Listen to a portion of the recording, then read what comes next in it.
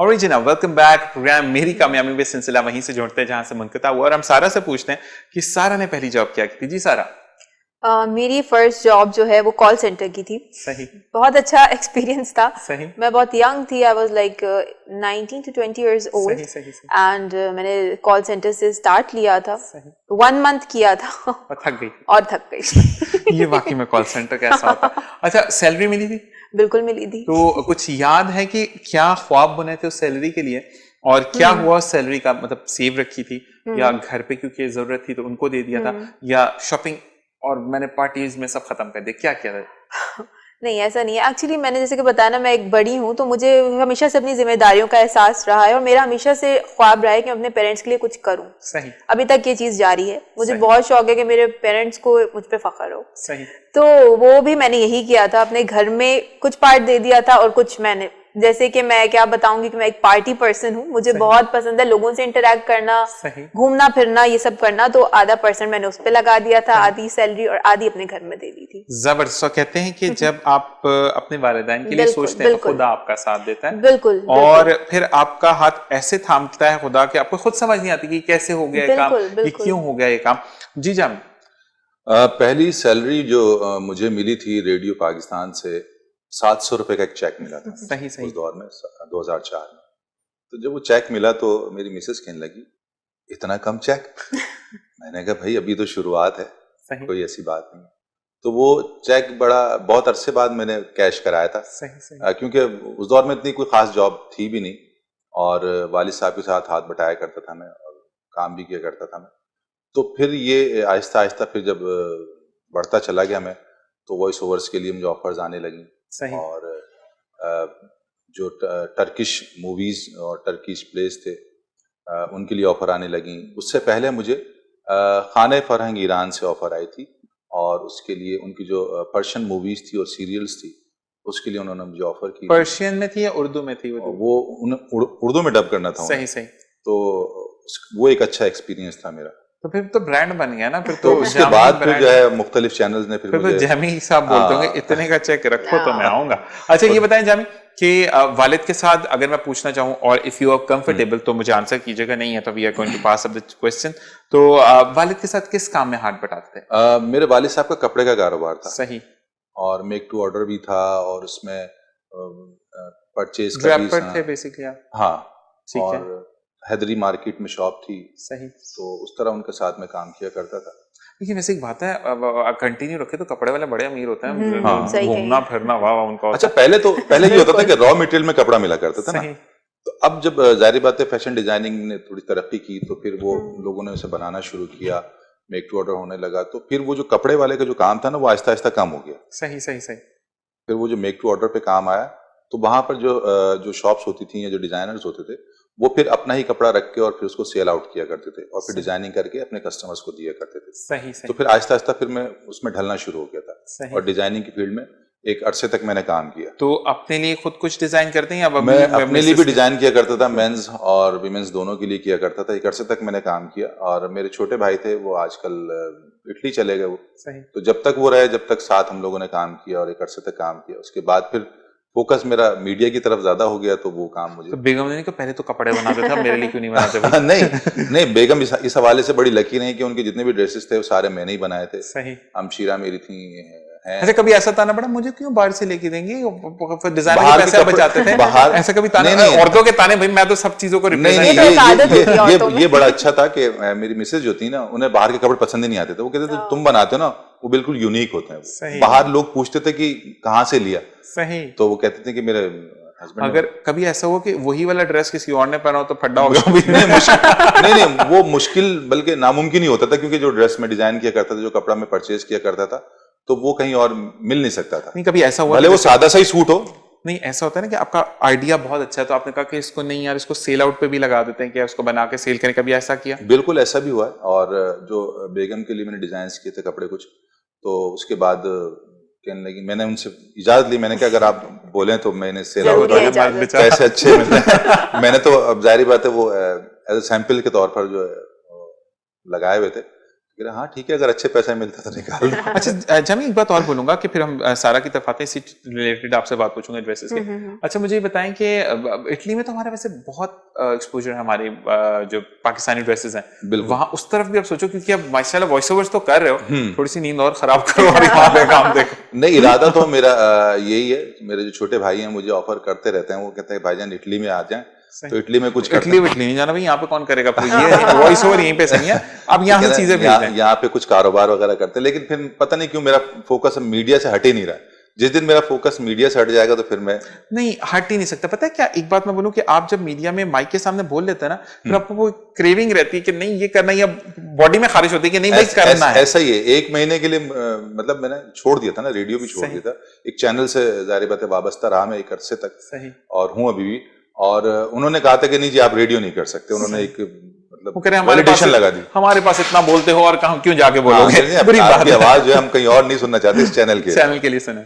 तो उस वक्त बड़ी मुझे फील गुजरा, मैंने कहा यार भले अच्छी पे दे रहे हैं वो, लेकिन इसके बावजूद रेडियो का एक अपना नशा रेडियो में, हाँ रेडियो की आपकी कमी आपको हमेशा महसूस होती है। 2 महीने करने के बाद फिर मैंने उनसे बड़ी मुश्किल से परमिशन ली। मैंने कहा भाई मैं नाम चेंज करके एक शो करूंगा छुट्टी वाले दिन कर दोगे, सब पता मुझे। अच्छा जी, सारा की तरफ आते हैं। सारा मुझे ये बताएगा कि अब जो आप ड्रेसेस, क्योंकि आप ब्रांड पहन कर ना, आप ब्रांड कॉन्शियस ना भी हो तो थक भी जाते हैं, क्योंकि आप शूट्स कर रहे हैं तो नेचुरली आप नए कपड़े पहन होते हैं। तो अब ऐसा होता है कि नहीं मैंने घर पर ढीली ढाली शलवार कमीज या लॉन्ग शर्ट के साथ कुछ भी, या आप नहीं कहती नहीं मैंने अप टू डेट ही रहना घर में, या जो मैं खुद पसंद करूंगी मैं वो जाके बनवाऊंगी, मैं किसी का बना बनाया नहीं पहनूंगी, ऐसा कुछ है? देखिए मेरी जो, मैं हर लड़की की मैं कहूँगी जो एक सोच मैं पहुंचाना चाहती हूँ कि you should be comfortable in your on skin, और आपको जो है जिसमें आप कंफर्टेबल हैं आप वो पहने। सही। तो मेरा भी ऐसा ही है, जिसमें मैं कंफर्टेबल रहती हूँ घर में या बाहर जाने में, मैं वो ही पहनती हूँ। कुछ और बनने की कोशिश नहीं करती, जो मैं कैरी अच्छा कर सकूँ या जिसमें मैं कंफर्टेबल हूँ, मुझे लगता है वही पहनना चाहिए। आपकी फिजिक ऐसी है ना, आप पे पैंट शर्ट भी बहुत अच्छी लगेगी, आप पे शलवार कमीज या पजामा शर्ट भी बहुत अच्छी लगेगी, and you are very gorgeous in sari as well. Sari is my favourite attire, मतलब मैं बहुत ज्यादा पहनती हूँ। अच्छा पहनती हैं? सबसे ज्यादा। फैशन डिजाइनिंग के हवाले से आपको भी काफी नॉलेज लगता है कि आप जिस तरह आप बता रहे हैं कि आप पर क्या सूट करेगा, तो ये चीजें थोड़े जरासीम हैं। नहीं मसला एक अरसे मैंने प्रोग्राम किया है भाई, तो वो चीज होती है कि आपको चीजें पता लगने मतलब कोई भी फंक्शन या कोई भी इवेंट होता है, डिफरेंट चॉइसेस होती हैं, but I always opt for sari, मतलब मुझे साड़ी ही कहते हैं कि साड़ी में जैसे पाकिस्तानी वाला बहुत अच्छा ड्रेस है, धोती है, लेकिन हार्ड टू वेयर और हार्ड टू मूव होती है, बहुत मुश्किल है वो।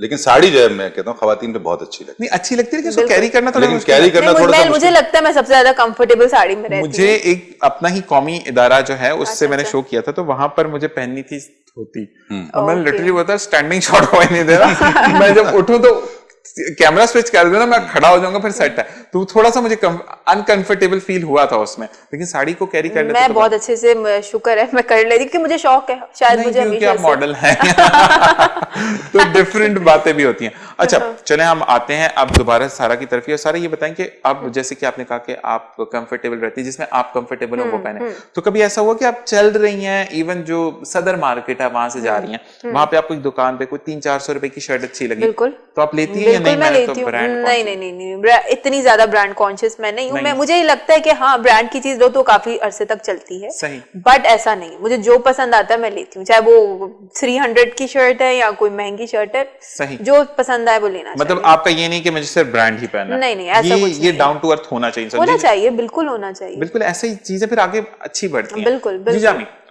यूनिक चीजें मुझे बहुत अच्छी लगती हैं हमेशा से जो है, और पतलून हाथ में पहन के निकला ड्रेसिंग में भी जो ना चाहता था मैं कि मतलब ऐसी चीज पहनी जाए जो कोई और नहीं पहनता। हाँ, तो इस चीज के लिए हमेशा बाजारों का रुख भी करता रहता था मैं, और घूमता था मैं, और शोज वगैरह भी देखता था, मॉडलिंग के शोज वगैरह भी देखता था, फिर उसमें अपने तरीके से कुछ जिद्दत पैदा करके या कुछ कमी बेशी करके जो है वो चीजें मैं किया करता था। सही। तो मुझे अच्छी तरह याद है कि एक सादा सा कुर्ती मैंने बनाई थी वो, और फिर उसमें हैंड पेंटिंग मैंने करवाई थी, तो उस दौर में हैंड पेंटिंग का रवाज नहीं था। सही। तो वो मैंने करवा के और फिर वो पहनी थी, फिर आहिस्ता आहिस्ता वो सीखी फिर मैंने ना। सही। और फिर बाकायदा तौर पर मैं हैंड पेंटिंग करके और अपने क्लाइंट्स को वो कुर्ती दिया करता था। जीन्स के ऊपर जो पहनते हैं, जीन्स के ऊपर। सही। तो फिर वो आहिस्ता आहिस्ता रवाज खत्म हो जा रही बात है। क्रिएटिव है ना, देखिए क्रिएटिव दिमाग जो है वो कहते हैं ना कि पुरानी पड़ी हुई चीजों से। मेरे एक दोस्त हैं वो भी दुबई में होते हैं, वो ये ट्यूब नहीं फट जाती जो टायरों के अंदर होती है, उससे वो कपड़े के अंदर डिजाइनिंग करते हैं। भाई तू कोई चीज वेस्ट ना करी। तो ये चीज होती है कि आपको रिप्रोडक्टिव होना चाहिए कि आप कैसे चीजों को, वेस्ट को आप यूज में ला सकते हैं। अच्छा जी, जिंदगी में अगर मैं पूछूं तो कोई ऐसा बंदा जामी के है कि जो बहुत ज्यादा करीब है, इवन वो वाइफ नहीं है, वो भाई बहन नहीं है, लेकिन लाइफ में कोई ऐसा दोस्त, फीमेल हो या मेल हो, कोई है जिसको जामी की हर बात का पता हो? दोस्तों में है, एक दोस्त मेरा बहुत ही करीबी है, बल्कि दो दोस्त मेरे बहुत करीबी हैं। सोच ले भाई। दो दोस्त मेरे बहुत करीबी हैं जिनको मेरी हर चीज के बारे में पता होता है, इवन के बैंक बैलेंस के बारे में पता होता है। हाँ, यही चीज होती है। मैं बेसिकली यही पूछना चाहता हूँ कि वो आपको लेकर जाए, पार्टी जामी ने थ्रू की, लेकिन वो एकदम से मूव फॉरवर्ड होकर पैसे पे कर दें। ये बेसिकली दोस्ती होती है कि आपकी इज्जत रखें। तो ऐसे मेरे बहुत अच्छे दोस्तों में से हैं, और मुझे मुश्किल में, सबसे ज्यादा मुश्किल में जो है उन्होंने सहारा दिया और हमेशा ओब्लाइज किया मुझे। जितनी भी मुश्किलात जिंदगी में दरपेश आई, किसी भी हवाले से हों, हमें भी मिलवाएं। क्या नाम है उनका? एक मेरे दोस्त हैं महबूब हुसैन, और एक दोस्त है मेरे इफ्तिखार अहमद। इफ्तिखार दोस्त मेरे बहुत अच्छे दोस्तों में से हैं, और तकरीबन 26 साल से मेरे दोस्त हैं ये। सही सही सही। 26 साल का हमारा अरसा हो गया तकरीबन। सही। और आज भी वैसी ही दोस्ती है मुझसे। अच्छा जी। और बाकी ये तो नहीं होता कि आए थोड़ा सा जन्नत का नजारा करके, ऐसा तो नहीं होगा? सेट वाले दोस्त बॉबी ने चैनल में प्रोग्राम देख लिया, मजा आ जाएगा। नहीं, बहुत अच्छे माशाल्लाह, फैमिली टर्म्स भी हमारे। उन्हें सब पता है कि जमील की पसंद नापसंद, नेचर क्या है। हाँ, नेचर क्या है, और जमील किस हद तक गुस्सा कर सकता है, किस हद तक गुस्सा नहीं कर सकता, कहाँ पर जमील गलत कर रहा है। मशवरा देते थे मुझे, जमील यहाँ पर गलत कर रहा है। और जिंदगी मुस्तकबिल के जो चैलेंजेस होते थे ना, उनके लिए भी मुझे पहले से आगाह करते थे कि जमील ये काम अगर तुम कर रहे हो तो ये ऐसा हो जाएगा। तो बहुत सारे मशवरे ऐसे होते थे, क्योंकि मशवरा सबसे अहम होता है किसी भी दोस्त के लिए ना। अगर आप गलत मशवरा दे दें और उससे आपकी जिंदगी खराब हो गई ना, तो फिर वो। इसी पे एक सवाल करूंगा, लेकिन सारा की तरफ चलते हैं। सारा की लाइफ में कौन है ऐसा जिससे सारा बहुत करीब है? वो सिस्टर नहीं हो, वो बहन भाई नहीं हो, लेकिन कोई एक बंदा होता है लाइफ में जिससे आप बहुत ज्यादा करीब होते हैं और आप फैमिली की तरह उससे बिलीव करते हैं। ये नहीं, अच्छा हमारे यहाँ पे थोड़ी सी बात होती है कि कोई किसी के करीब होता है, लड़की से लड़का बात करे बेगम होगी या मियाँ होगा, ऐसा नहीं, ये रिलेशन नहीं। मतलब आपका सिर्फ वो अच्छा दोस्त हो और फखर से आप कह सकेंगे हाँ यार ये है तो गैर बंदा लेकिन अपनों से ज्यादा अपना है। तो ऐसा कोई है? बिल्कुल ऐसा है, और मैं फिर कहूंगी कि मेरी 2 से 3 दोस्तें हैं। सही। एक दोस्त बहुत करीब है। सही। बिल्कुल मैं उससे हर चीज शेयर करती हूँ, और पहला फोन मैं उसी को घुमाती हूँ। कुछ भी मेरी लाइफ में अप्स एंड डाउन्स होते हैं तो मैं बिल्कुल कोशिश करती हूँ, और मैं ऐसी हूँ कि मुझसे चीजें अंदर रखी नहीं जाती, मुझे बतानी होती हैं। जैसे कि मैंने आपको बताया शुरू में ही शो के कि मैं शेयर करना चाहती हूँ, मैं बोलती बहुत ज्यादा हूँ शायद, तो मैं वो भी ऐसा ही है कि बस मैं फोन घुमाती हूँ अपनी दोस्त को और सब कुछ बता देती हूँ कि अब ये हो रहा है, अब ये हो रहा है। तो ये ऐसा है। तो नाम बताएं। बिल्कुल, तबस्सुम नाम है। तबस्सुम नाम है उनका? जी बिल्कुल। तो वो मेरी दोस्त है, सबसे करीब है मेरे। चलिए तबस्सुम, अब आपको किसी दिन मिलना पड़ेगा, पूछेंगे कि सारा क्या क्या बातें करती हैं और क्या क्या उनको पसंद है।